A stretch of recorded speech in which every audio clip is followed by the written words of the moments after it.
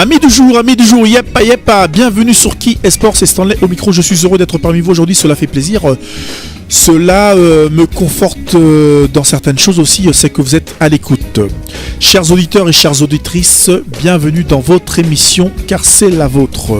Nous allons parler du championnat d'Europe des Nations 2016, championnat d'Europe des Nations en France, et nous allons aussi adresser nos félicitations au club de l'Asvel, au club qui appartient à Tony Parker, qui est champion de France, alors que ce club avait mal débuté la saison et qu'il avait mal entamé aussi cette finale, puisqu'il était mené 0-2 par le club de Strasbourg, le club de Vincent Collet, qui a encore perdu pour la 4e fois.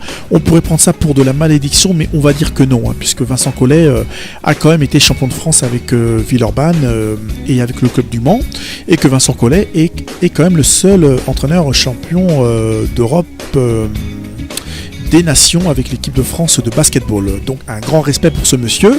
Et on va dire que Tony Parker, tout ce qui touche dans le basket se transforme en or, tel un marabout. Bravo Tony, bravo pour ton club de l'Asvel et bravo pour ce titre mérité. Nous allons synthétiser cette première partie du championnat d'Europe des Nations de football. Et moi, ce que j'en retire, c'est que les matchs se jouent au physique, puisque les équipes ne sont pas dans les meilleures formes physiques, donc elles jouent comme elles peuvent, puisque les stars qui figurent mais dans certaines équipes ne sont pas présentes. Pourquoi ? Puisqu'elles ne peuvent pas être présentes puisqu'elles sont cramées physiquement.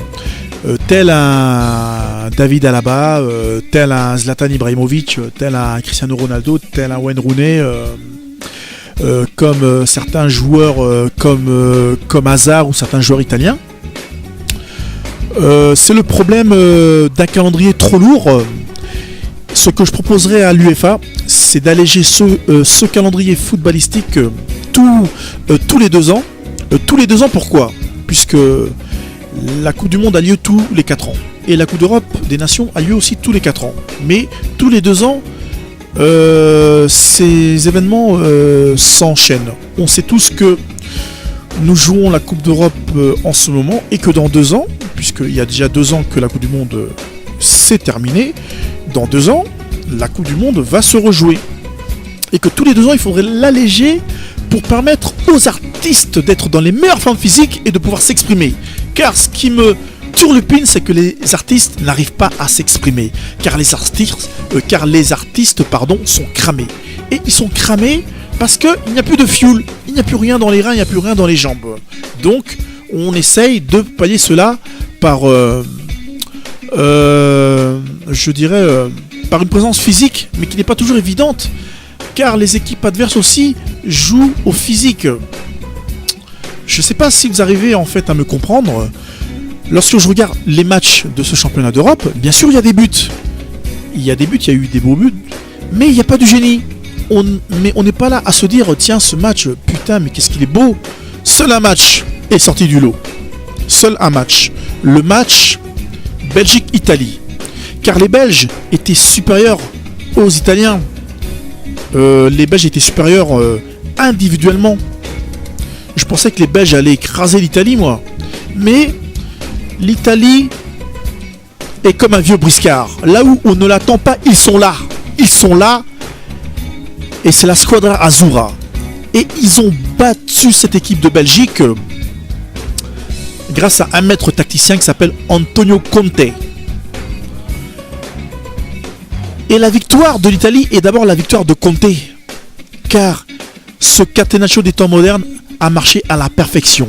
Mais question, est-ce que ce catenaccio des temps modernes pourra durer pendant tout le tournoi ? Ça, je ne sais pas. Mais je voudrais adresser un grand bravo à cette équipe italienne qui a donné une leçon de réalisme aux Diables Rouges belges, qui étaient moribonds, qui ont joué comme des enfants, qui ont joué comme des pupilles. Maintenant, ce qui m'étonne dans ce championnat d'Europe, c'est que beaucoup de joueurs n'arrivent pas à lever la balle. Lorsqu'il y a coup franc ou un corner, on tire des corners comme si on était des minimes ou comme si on jouait en cadet.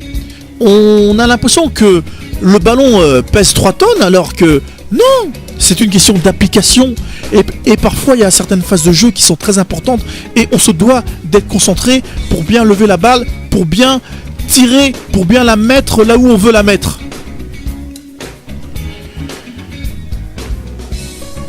Pour moi, l'équipe qui sort du lot de cette première semaine, de cette première partie, est l'Italie. Mais il y en a aussi une deuxième, l'Allemagne. Parce que la Mannschaft, on sent toujours que c'est un ogre, que c'est une machine. C'est une machine en fait qui va monter en puissance. Et qu'au niveau technique, ils sont là et qu'ils vont répondre présent. Maintenant, l'Espagne, qui est tenante du titre, on va voir ce que cela va donner. Mais le joueur espagnol qui est sorti du lot pour moi était bien sûr Andrés Iniesta. Mais les Espagnols, en ce moment, comme je dis, le football est ibérique. Donc les Espagnols ne vont pas lâcher comme ça. Ça promet à mon avis des huitièmes et des quarts de finale grandioses. Bref, on verra bien. Mais maintenant, ce qui me fait peur, c'est que j'ai peur que ce championnat d'Europe donne ce qu'a donné le championnat d'Europe au Portugal, c'est-à-dire la victoire des Grecs. Les Grecs sont pas là, mais tellement que la fraîcheur physique sera importante dans ce championnat d'Europe des nations, je dirais qu'il peut y avoir une surprise, comme la surprise des Grecs. Lorsque les Grecs ont gagné le championnat d'Europe des nations, au Portugal, c'est parce qu'ils avaient une fraîcheur physique qui était meilleure que beaucoup d'équipes. J'espère me tromper, mais je pense que ça va se jouer là. Notamment, je dirais aux Français, arrêtez de critiquer vos joueurs, car moi j'ai pas vu un mauvais match de Antoine Griezmann. J'ai pas vu un mauvais match. J'ai simplement vu un joueur, comme je vous l'ai dit, qui a 80 matchs dans les jambes et qui est cramé, quoi. Voilà, et puis c'est tout, quoi. En fait, il faut dire ce qui est.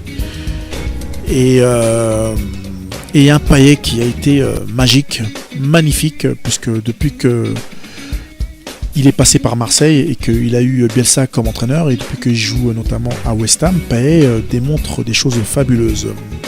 Amis du jour, merci de m'avoir écouté. Et un grand courage à toutes les équipes et à l'équipe de France.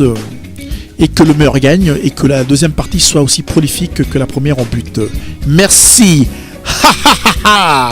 Qui est sport.